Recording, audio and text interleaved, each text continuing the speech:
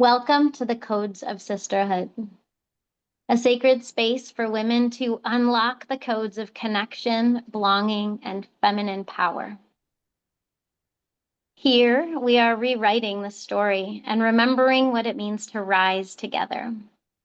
We are a collective of women gathering to raise the frequency of the feminine, to code what is possible for those who will come after us. This is legacy work for the women who came before, for the women who are here right now, and for the women who are yet to come. Welcome, sister. You've found your way home. This is the Codes of Sisterhood. It Today, gives me chills every time. yeah. Today we are talking about honoring our sacred yes. We're ready to explore the times when it was hard, and we're ready to celebrate the moments where it came effortlessly and talk about everything in between. I invite you all to share boldly from your hearts and to chime in and celebrate each other as we go.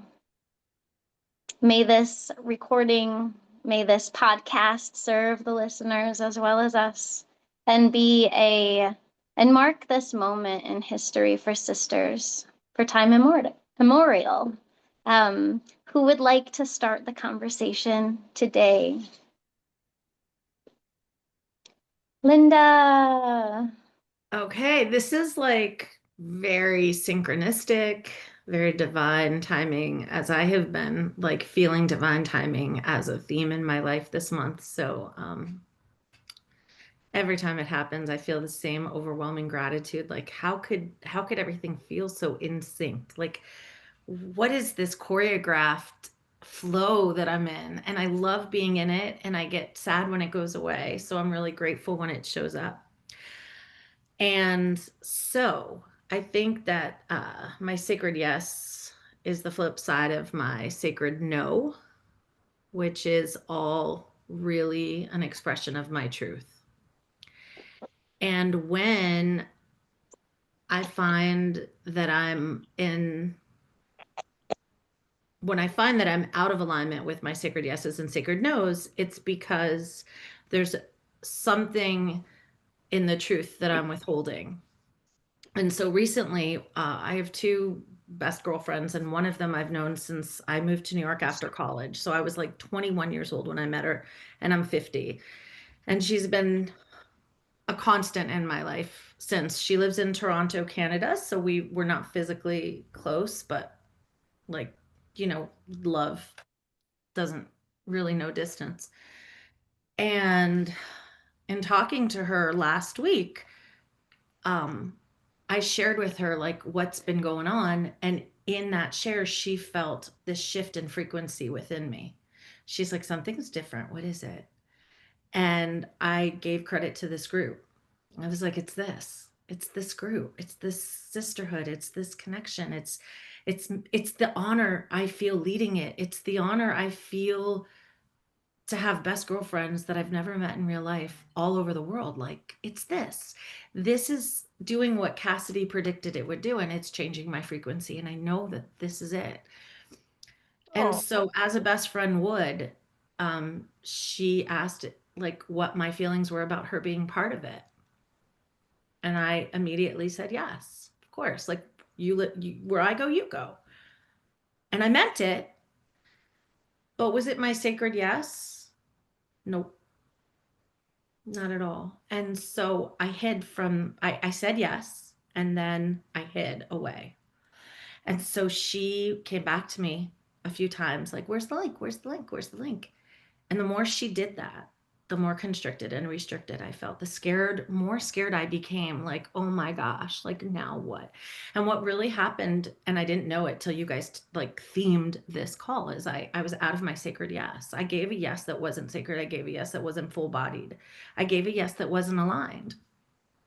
And so today I finally faced it, and I wrote her a message, really thoughtful, authentic, from my gut and my soul and my raw vulnerability, scared as shit to write it. And I told her the truth, like, look, I'm learning how to stand on my own 2 feet, how to lead with less comfort and familiarity and more with like the unseen, the scared, the unknown. Like I'm going into the depths and I just need more time. I need more time to lead by myself. I need more time to like separate myself from those closest to me in order to forge new paths and new ways and to identify more with who I am. And I'm sorry if it hurts, and I'm sorry if this feels like a disconnection or a pushing away, because it's none of those things. It's actually an honoring of how close we are, that I can tell you my truth. And my truth is, like I said yes before I was ready. And also I have a connection to women, and I need to invite anybody I bring in. It needs to be an invitation from all of us. It needs to be an agreement within all of us. You don't just like bring people in. It's a sisterhood. Like we invite each other in. We call, evoke each other in. It's like an invitation, and we all accept, and then we welcome you. And I want it to feel like that, not like you're my best friend participating, but like you were divinely guided into a flow that is waiting for you with open arms.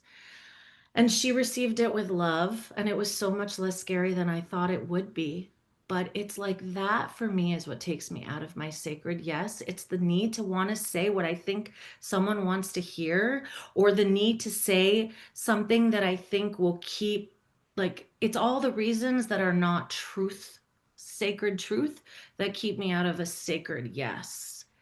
And I am 50, and literally when I tell you, not to bring up my age every call, I feel like I do, but I feel like 50 is the new like 18, because there's this whole adolescent, like I love the that. reverse, like I'm becoming, I feel like a teenager, like stepping into womanhood. I'm stepping into like this goddess frequency of identity, awareness, authenticity, alignment, like, and it's just, I see things that I've seen my whole life, but through a whole new lens, and it's really interesting.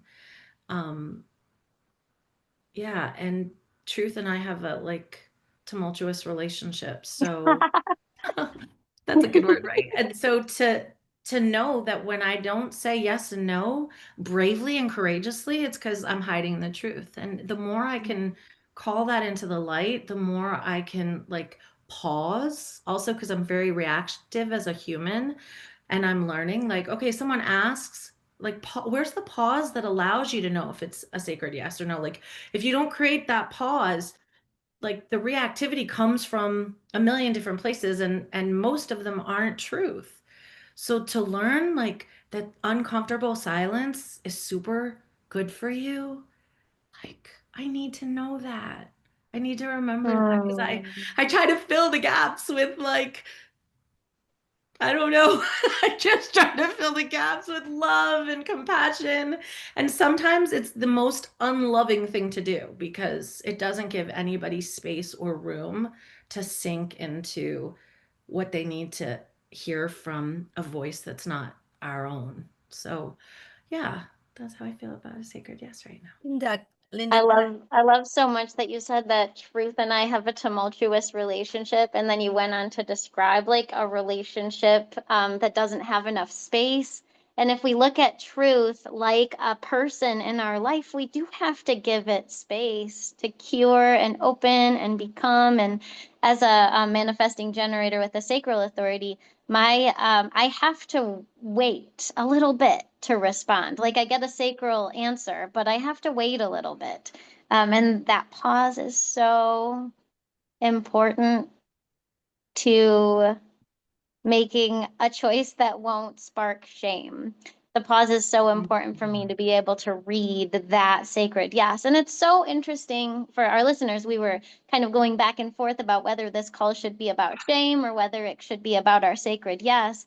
And I can tell you 100%, when I don't follow my sacred yes or my sacred no, I go into a shame spiral too, and contract and contract and contract. And that like lack of allowing is like sort of like a snake that's wrapping around my body. Mm-hmm. And as I'm like talking about that, I'm like, the snake belongs in, and it's like the kundalini and it's rising up. Like, and if it's wrapping around my body, it like can't it I didn't expand enough to allow that energy to come inside of me. So maybe that pause is like opening awareness to be able to receive the energy just in a different way. Yeah. I love that. I love everything you said, Linda. Alicia, ditto on that. I love this shame thing because like I was sitting in shame for not telling her how I felt because I was scared. I was shameful that I was scared.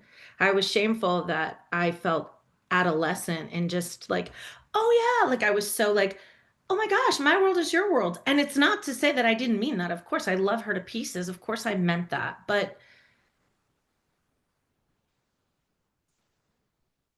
I Linda, just, can I ask you a question? of Because course, what Anna. just came to me is, would you know the difference, or would you know this, what the sacred yes would look like if you didn't give the superficial yes or the automatic yes at first? Because when you created this, what sacral yes would mean, what the sacred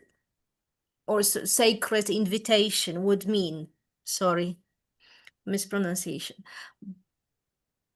would you know that if you haven't given the first thing and then sort of you had to somehow withdraw it, That's retract an it? amazing question. I don't know, but here's what I think. I think that it's taken me up until today to really complete the feeling and the thought and then find the words to express it. Like from the moment it happened, it's been about a week, I'll say.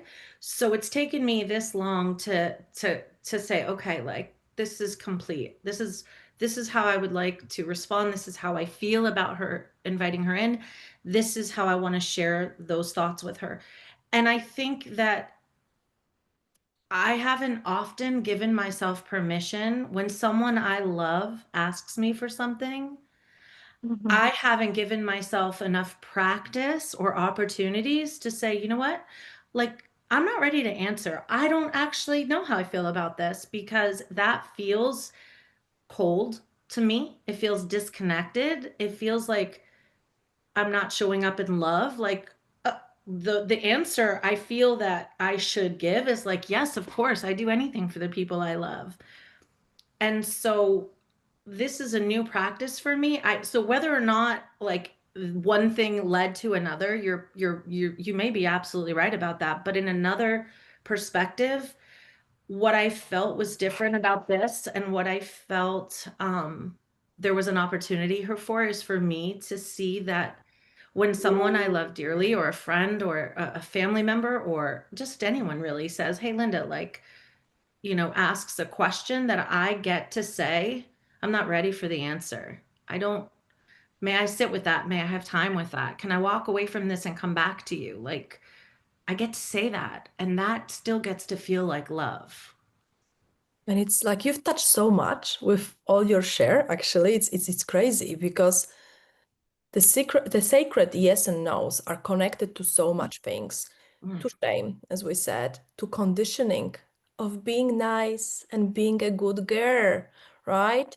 And because of that, most of us women have such a big problem with actually setting the boundaries and setting the standards and standing there in them because we feel like shit. We feel like villains. We feel like, yeah, like we are cold, as you said. It's cold. Like it's cold to do that. And it kind of keeps us in those spirals that instead of actually responding to what we feel, we're just starting to spiraling in all Mm. this conditioning and the shame.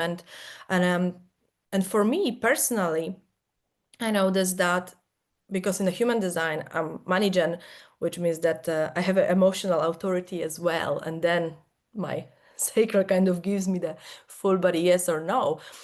And very often I'm very prone to jump on my emotions because like, oh yes, that feels. I was like, wait. And this is something I've been practicing for last few months.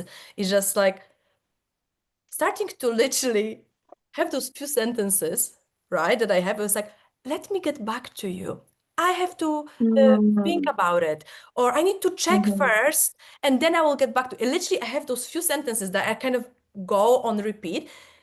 But that gave me so much space and so much freedom. And eventually I feel that I'm not committing to things that I actually don't want to do, because that's what I used to do. I was so overcommitted to things that I didn't want to do at all. I said yes to people because I felt I should, because I felt it's nice, because I don't want them to feel bad and I don't want it to feel shame. And so then I was like miserable trying to do all the commitments that I didn't feel like doing at all. And then going back on it kind of, and it's like, oh no, actually I can't. It's even worse, because then I felt like I didn't honor my word. Mhm. So in this way, I'm kind of learning to honor my own word, but at the same time honor my yeses and my nos. Mhm.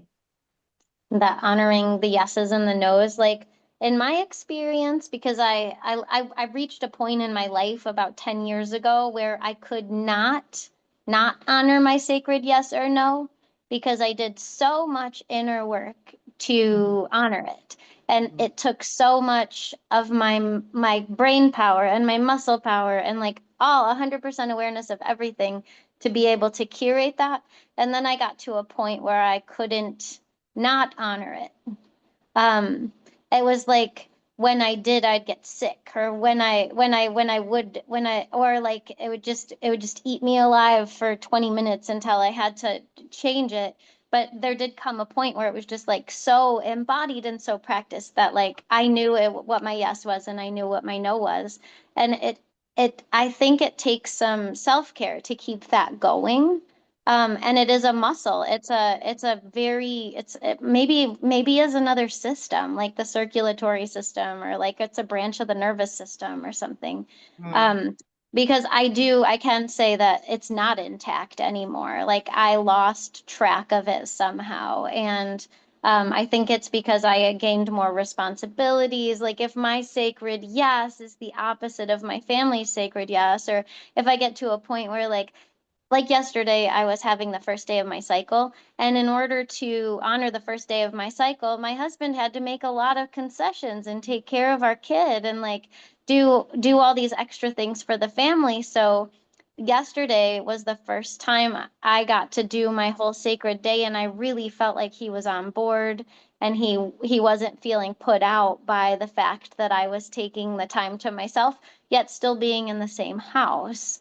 It really felt like a big sacred yes all day to be able to say yes to myself, to honor the rest that I need and the altar time that I needed. And that was a milestone yesterday in my life to be able to really live into that yes energy. And it's been a long time coming, because the whole time we've been together, I've been in this weird sacred I don't know limbo, which has created a lot of inner turmoil. So, Aga, I love what you said about having these questions for yourself, because I think that's the beginning of starting these muscles, these new muscles that we need. Like, um, I need to take a minute. Can you wait a second? Or I don't know right now. I need to get back to you. Like having things that we can say, or like practices that we can lean on to help us identify, ooh, something's coming through. And if it's a sacred maybe, then I have to preserve this moment somehow so I can make a choice in the near future. Um, but in my experience, it's so intrinsic to like how practiced we are at it, how much it comes naturally.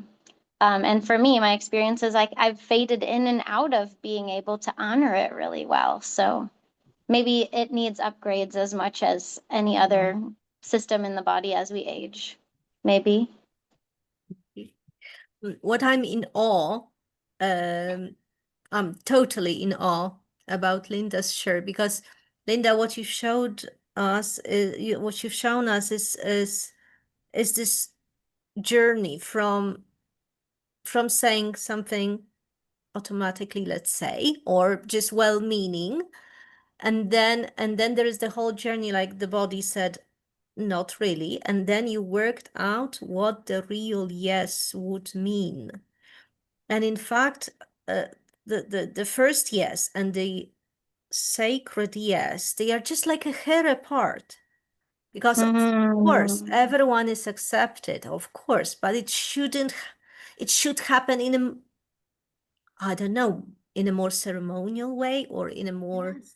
I don't Yes. know. I don't even know what way. And sometimes this is my experience right now. I have this no in my body, and the first thing is I don't know how to convey it Mhm. because saying just no, full stop. Am I How allowed to do dare we? that? Yeah. Yeah, and then I would like to provide an explanation, but I don't have it yet. I don't have it yet. But so this um sacred no, because I have to call it like that. I feel it. And Mm. either if I override it, if I let's say meet the friend that is asking me out, I could do it. I've done that. And I Yes. cannot say that very bad things happen. I just can say that in a way I stayed on the surface. In a way I stayed somewhere where it's kind of not fair to myself and also to her. So I just love the fact that you show that there is a journey, there is a way. So it's the beginning. I have not honored my nose many times. I haven't. So I just wonder what happens once you do, right? And probably when you honor them, when you are practiced, it just in lets you do things in a lighter way, like smoothly in the flow. But when you're just starting, it could be like it is what it is for me. Like now, I just feel stuck because I have a no. I don't know why, and I have no explanation for it, and I'm just stuck. And it's like a wall. Like sit here and think, or sit here and try to feel why and what is it leading to. And I just Where do you feel it in your body? Where do you feel it when I you sit with that energy? Where do you feel it in your body right now? it's probably somewhere in the stomach, and it's this blind no, no, no. And it even says just communicate no, full stop, which is a Yeah. scary thing. Yeah. Yeah. But so like you activated me. So first of all, thank you. But I love so many things about what you said. First of all, like you're right. Like the yes and the yes, they were both yeses, right? But they felt so different. And you're so right. It's like, yeah, come in versus like, hold on, exactly what you said. I want you to be part of this, just not like this. Well, how do I want you to be part of it? I don't know yet. Like you said, maybe more ceremonial, maybe more like alchemized into the group. I don't know, but I just know this isn't it. And I think so often we have been so conditioned. It doesn't matter like who necessarily raised us. It's just the society, the integration of being in like the world. There's this program of like permission to make people happy, permission to be approved of, permission to ask permission. But there's very little, at least I believe that there's very little embodied experience and permission to disappoint someone you love. We are not Mm. given permission to disappoint those we love. And because we think that disappointment is like you will love me less if I disappoint you. And also what disappointment means. Like I probably disappointed her because I'm sure that this whole week she has spent asking me for links. She's also been so excited to come into this world. And then to get like a reply that was my sacred yes, but it denied her sacred yes. My yes took away her yes, right? And now she has to go from Sorry, like, Linda, you don't know. You don't know. you're right, I don't, but it feels that way, right? And so do I give myself permission to say that love love, because that's the ultimate definition, that's the ultimate like thing that's holding this conversation together. And do I have permission to say, Tracy, I love you? And also that love gives me permission to say not yet, and it gives me permission to hold space for you and however that makes you feel. But it's like, yeah, it might feel disappointing, and I still get to love you and you still get to love me. And that permission that I find is so hard to grant myself, you know, and especially when it's a sacred no. Like sacred yeses are much easier sometimes than the sacred no. And like full stop Definitely. no's, you know, I don't remember who it was, but at some point in my life, some mentor said to me, no is a complete sentence. It's a complete thought. Like, no, that's we want to pad it because we want to protect the people who are on the receiving end of a no, you know, no, but I love you. No, but I don't mean anything by this. No, but next time I promise. No, but, and there's all this padding around the word no. Like somehow, you know, it's gonna like put a casing around the heart so that when you hear it, it won't break you because I look at all the padding I put around. But the truth is, could we believe something new? Could we believe that no, while its own thought, can also be given in a lot with a loving intention and a loving heart? Like, what if that's possible to say no and only no, not to pat it, and to look someone in the eye and receive the love that that no can give, and to give the love that that no can mean? What if that was an option? And we just never have really been trained to do that. It's a reconditioning of a whole society. I freaking love that conversation. There's so much to unpack here. It's like, whew, I'm getting all excited. I don't even know where to start. But like the thing is that I think I'm starting from like padding, because I think that we're padding it as well because yeah, in a way we want to protect other people from getting hurt and from disappointment, but also it's protection to us because we don't want to be the bad guy. We don't want to be the villain, you know. We don't want to be put in that place by someone. And I think what I found for myself throughout my journey, that from the place where I completely couldn't honor my yeses and my no's, my sacred yeses and my no's, to where I am now, it's really rooted in this deep self-love, trust, and safety within myself. Because when we don't have it, or we don't have it in abundance towards ourselves, then we're trying to compensate that outside of us. So if I feel safe within me, and if I say no to you as a full sentence, no because no, and then I don't feel I have to explain myself, that I feel safe, I feel it's okay. But then when we're trying to find the reasons and explain ourselves as well to feel safe within that decision, that what we actually feeling, and it's like honoring your higher self, honoring yourself deeply, because you don't need an explanation.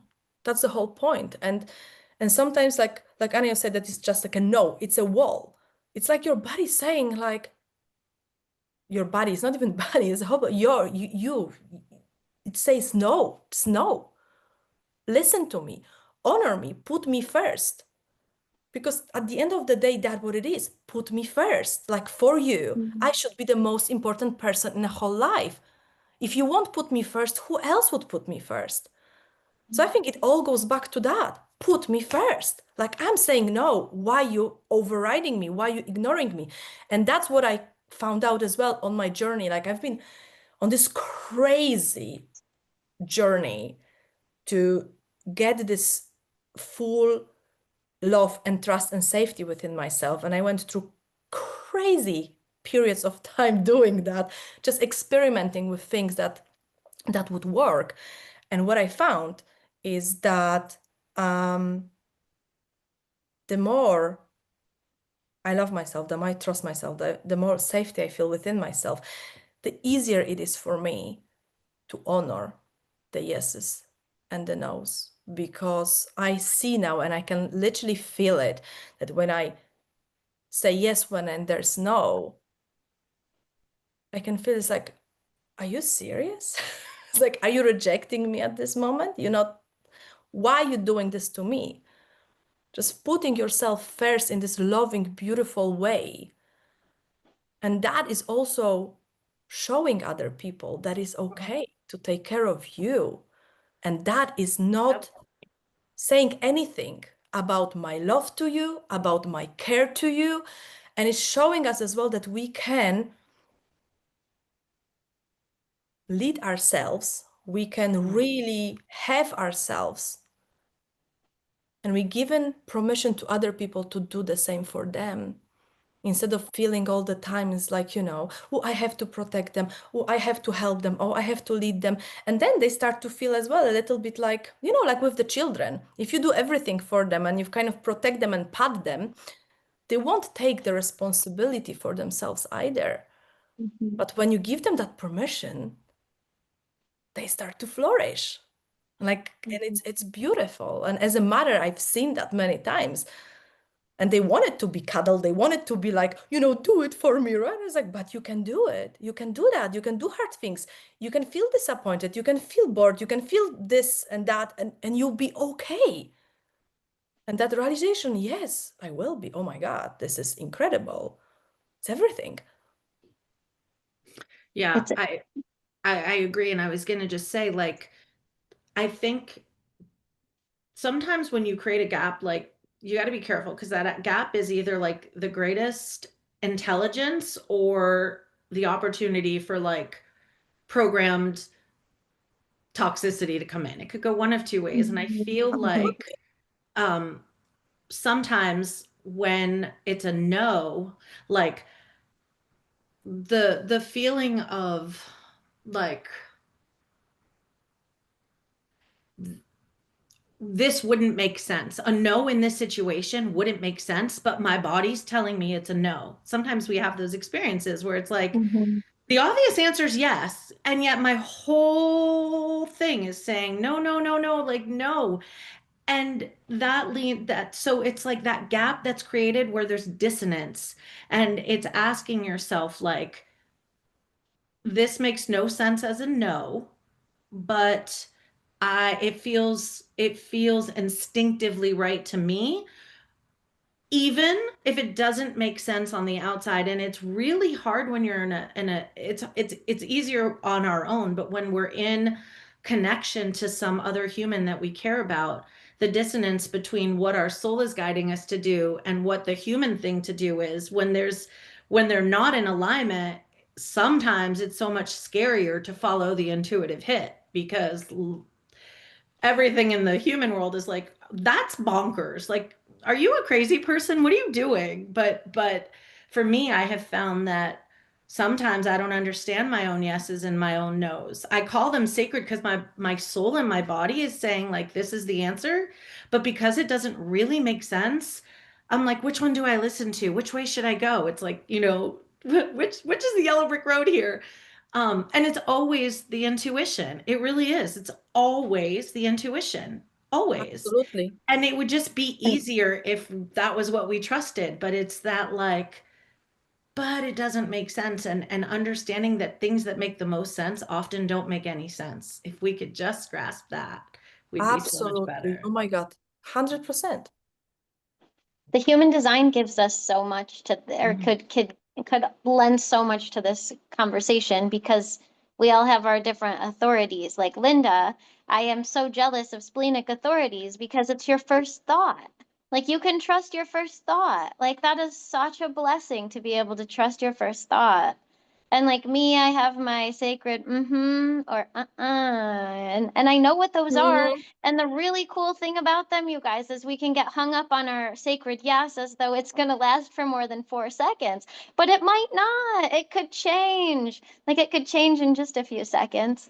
And just like the it's like when it's a it's a for now, and it's a for now.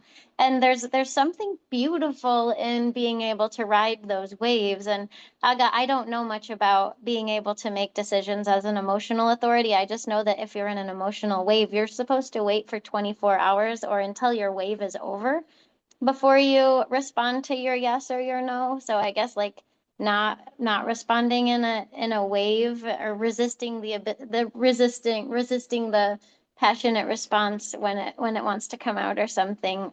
I'm not really sure about emotional authorities, but it's like there's these systems that help us, and then there's this like the as within so without. So the whole call, I've been thinking of a different friend that I had a falling out with during the pandemic.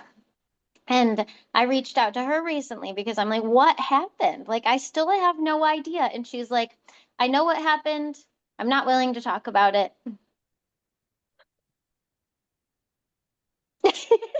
Okay. And I'm like, ah, ah, oh, like, I don't, like all these things I don't know. I didn't know how to sit with her. No, like she gave me no on a couple different levels, really uncomfortable for me. But like I didn't press her. And if a former version of Alicia would have been like, what I deserve to know. Like I would have pushed. But like I wonder if in like strengthening our connection to our sacred yes and our sacred no is kind of paying attention to what other people are doing and how well we hold space for others when they flex their sacred no, where it hits us in our bodies, like how we can receive it with grace, because I have not received the word no with grace. I know. And I have experienced others not receiving my no with grace in really important times, like sharing my body with others, sort of things. Like the no did not mean no. No was not a complete sentence. I wasn't even using no like no. Like I was using no like, please convince me otherwise.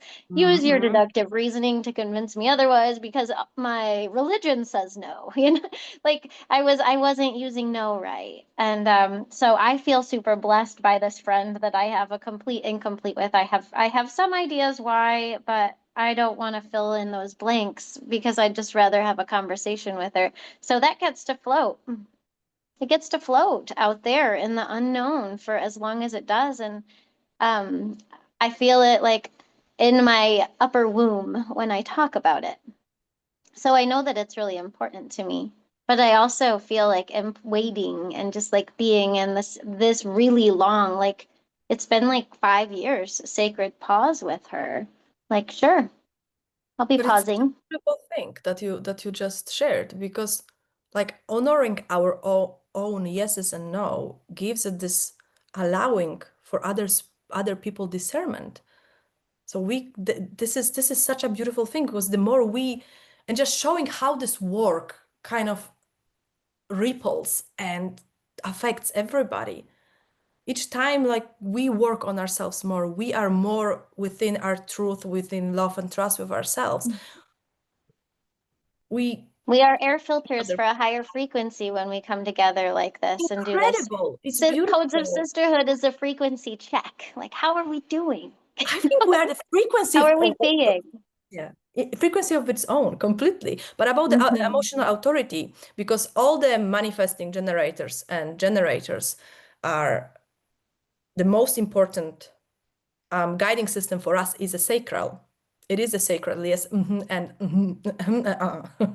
So the emotional wave, the difference, because I was sitting with it for a long time because I couldn't crack it. I was like, my God, like, because sometimes you have to really flow with it, and your sacral is responding all day. It's like, all the time. So you cannot really wait 24 hours for everything when you when you gen or money gen. So there's such a big difference between emotional wave and a sacral response. So this emotional wave always has a need. Like you have to feed it. Like, you know, when you're excited and you literally have to feed it to kind of, or if you go in low, you as well, you're feeding it with your thoughts, with your actions, where the sacral response doesn't have it. Sacral response is just like steady. There's no wave, there's no need, there's no feeding. So yeah, so that's, if anyone ever wonder about it, that is the the difference I between. always like, I really know that there's an opportunity for me to deep dive into human design and learn so much about myself. I think sometimes I get overwhelmed. Like it's very overwhelming for me to think about there's just, I need like chunks, and it's like the gates, the open, the closed, the sacral, the splenic, then the projector. There's like so many pieces to just, I wrote 4/6 splenic projector, and each one of those things means something so unique and so vast. And so for me, I've always been like, that's too much, like stay away. But the more I hear you guys talk about it, the more that I just like really want to sink into it. But to add to my to add to the conversation in a non-human design way, because it's not my area of expertise, but what is more my area of expertise is like the invisible and what that field really is for me. And for me, it's everything. It's all the things. Like the unseen is my whole world. And here's what I wish for, like me and my daughter and us as sisters. And I see it in this group. I just wish it would extend out into the world. And I think that as we show up this way in practice, it is possible. And perhaps it's happening. It's just not as much visible as it is invisible yet. And so, like I find myself very often trying to show up in thought, and even the language of the words I use. So people will say like, I don't, and I'll hear myself say, I don't know, let me think about it. Let me think about that. Or people will say, let me think about that. It's so common. That's the answer, is let me think about it. And for me, there's no there's no like, I don't feel that at all, because thought happens in the mind. And for me, the mind is a very chaotic, very cluttered, very like low frequency. I don't solve my problems in my mind. So when I say, let me think about it, I'm giving all the power and focus to a part of me that is not my intuition, not my splenic, not my goddess, not my, like, it's none of those things are taking place in my mind. But like to get into the habit of saying, let me ask my soul. Like if somebody said, let me ask my soul, you'd be like, what? That's so weird. But like, why?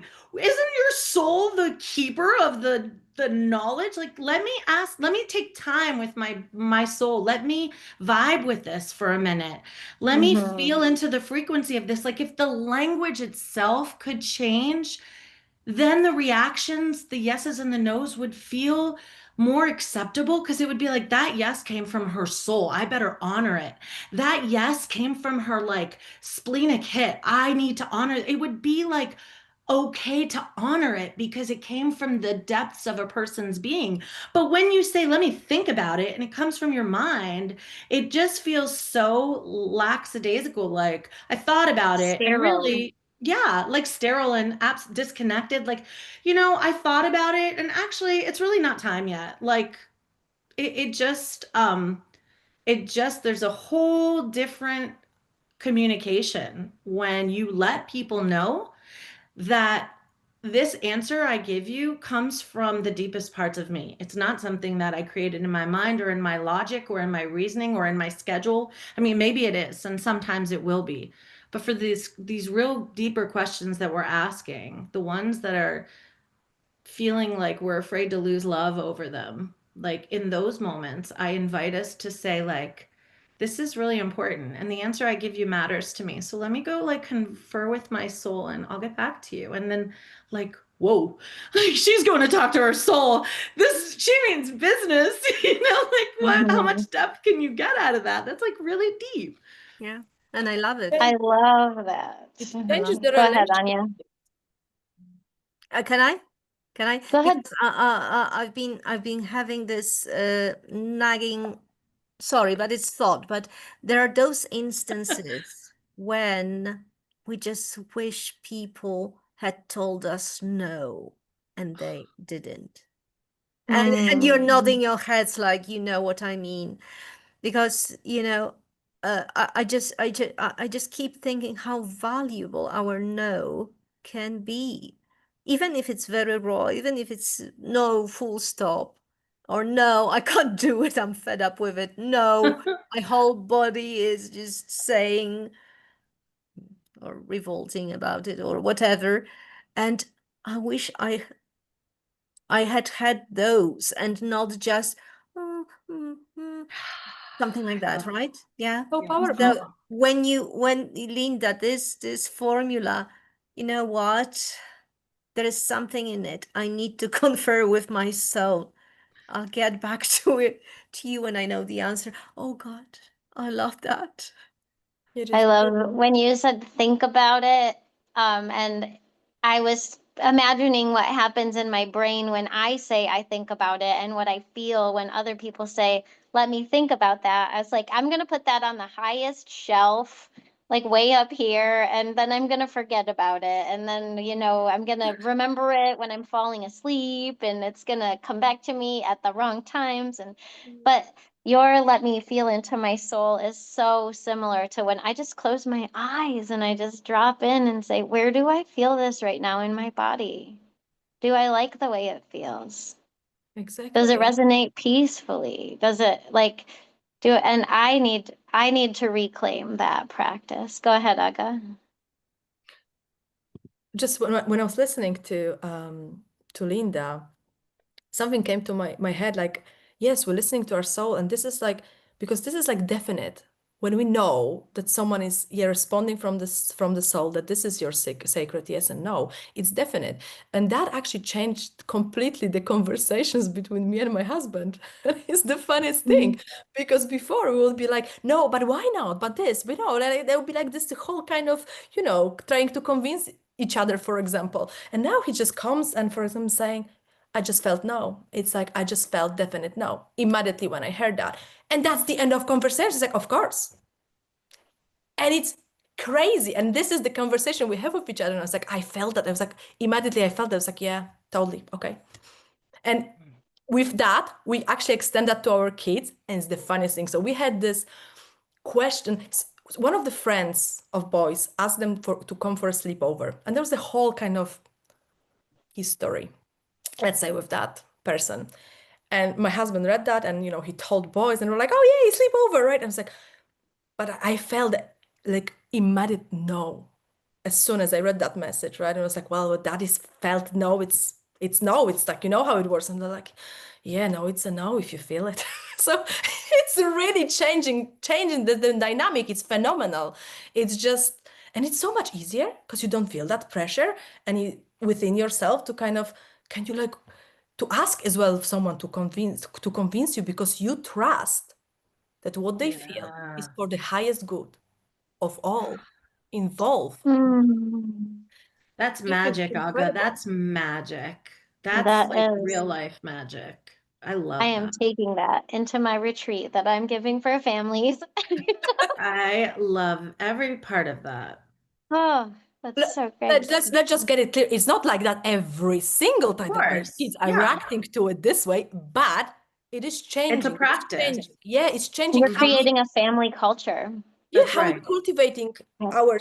our feelings and our knowing, our inner knowing and our inner wisdom, how we honoring that in the space of the family. Yeah. That's so beautiful.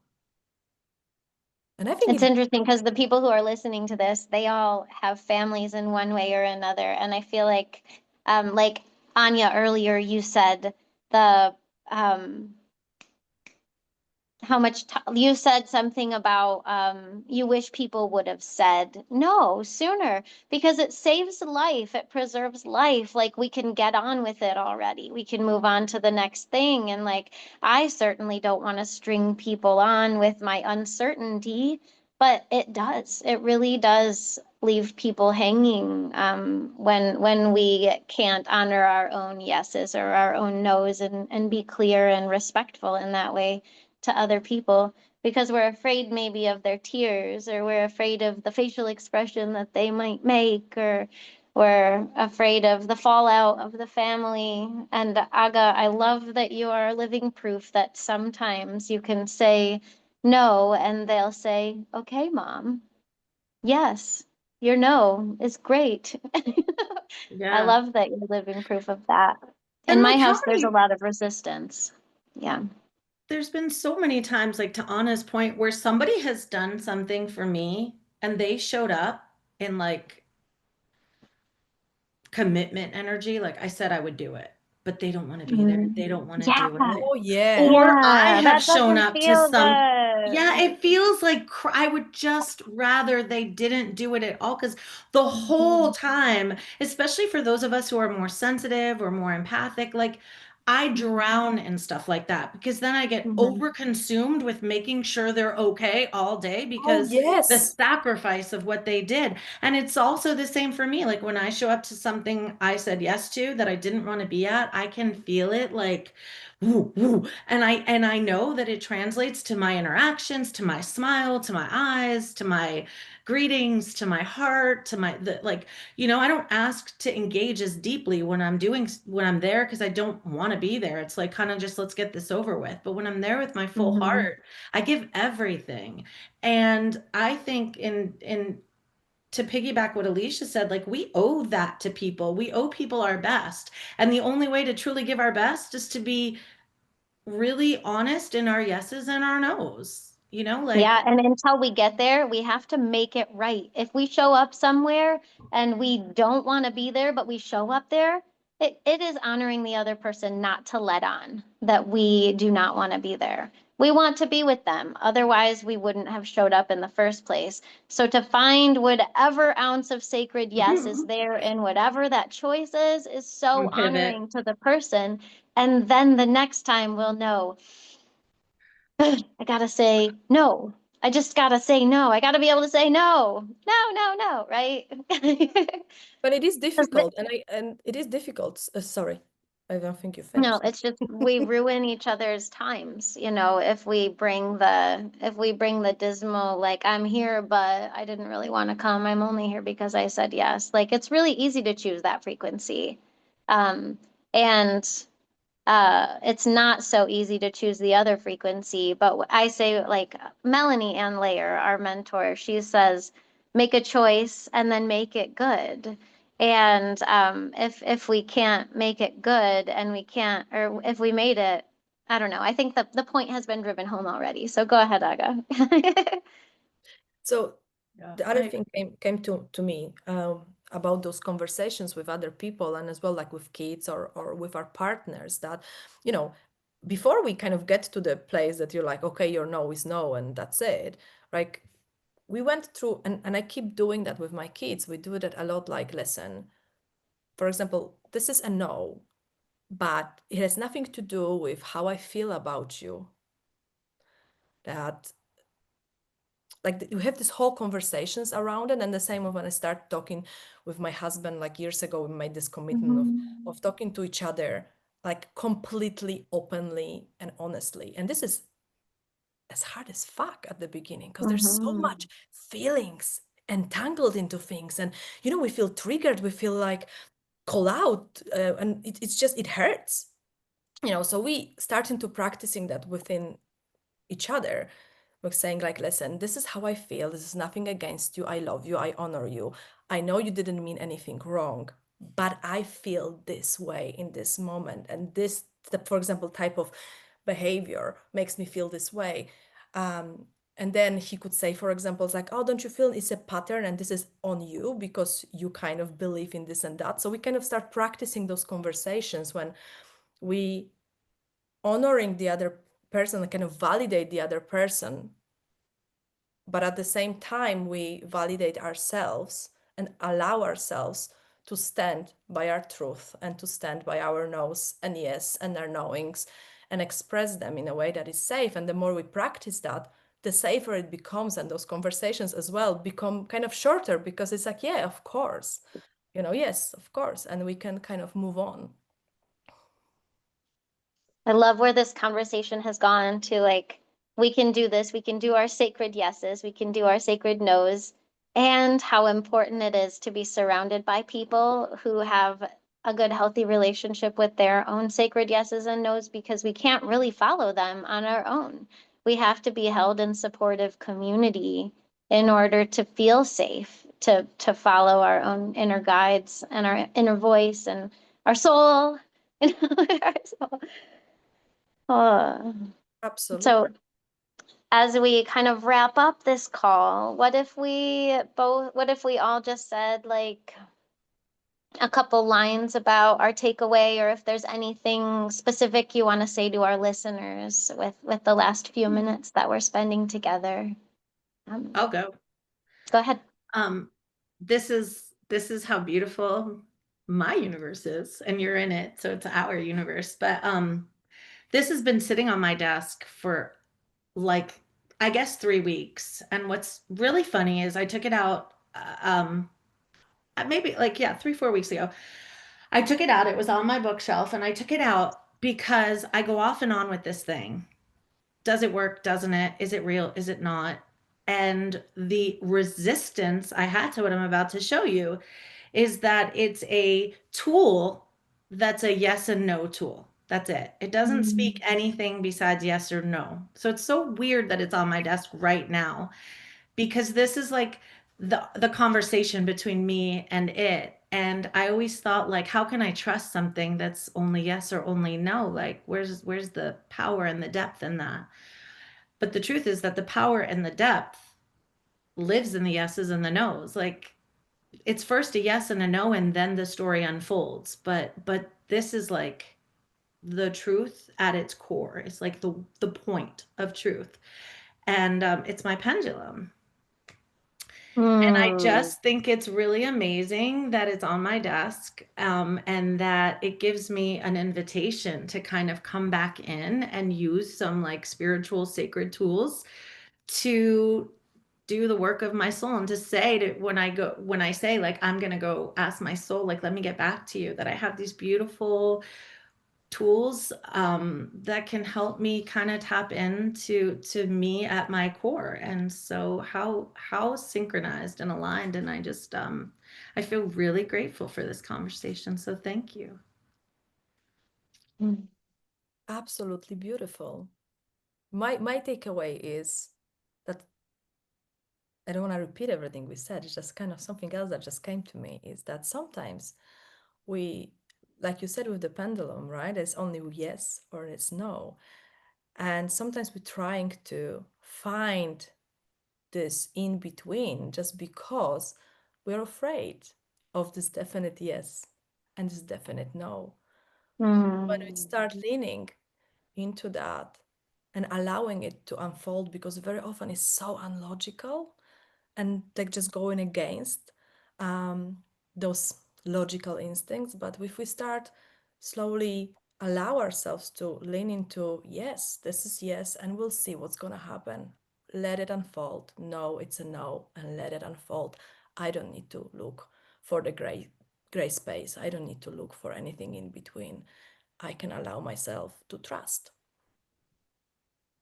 You know, what came to me is that whatever we do in our life, even if we sit here and listen and talk to each other, we are saying yes to something.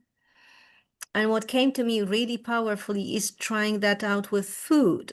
Like when you put something into your mouth, you say yes. So can you just say yes? Like really, yes. And when I'm here, can I say really yes to my sitting here and deepen it and like go really for it. So, and I just wonder if saying no to something is at the same time saying yes to something else. So when I'm going to say no to this meeting, what I'm saying is yes, there is something else that I must honor. And Beautiful. then after all, it's immediately, if I really, really say yes, and if I really, really say no, it's like leaving this superficial level of being just, cares, never mind, whatever, and going deeply into where we are. Oh, goodness. I love that. Like, yes to something now is a no to something else. A no to something is a yes now. But what I just picked up from you, Anya, is a whatever may be okay, sure, is a whatever may be okay, sure, somewhere else. So we're cultivating more of the uncertainty when we continue to flex that uncertainty. And I guess I'm going to walk away with, not I guess, I know, I feel I'm going to walk away from this call with a more courageous yes with my family, and I'm going to practice it with things that can't argue with me, like food. Thank you, everybody. And we didn't introduce ourselves. So will you guys just say hey when I say your name for the listeners? So my name is Alicia Siegel. We have Aga Akrut with us. Hello, hello. We have Anya Fraś with us. Hey, that's me. Hello. And we have Linda Barnett. Hello, beautiful listeners. Hello. And we are the Codes of Sisterhood. Thank you for joining us inside this special podcast that we've created. May you carry these codes into your life, seeing, loving, and rising with your sisters. Until next time, remember, we rise by remembering who we are together.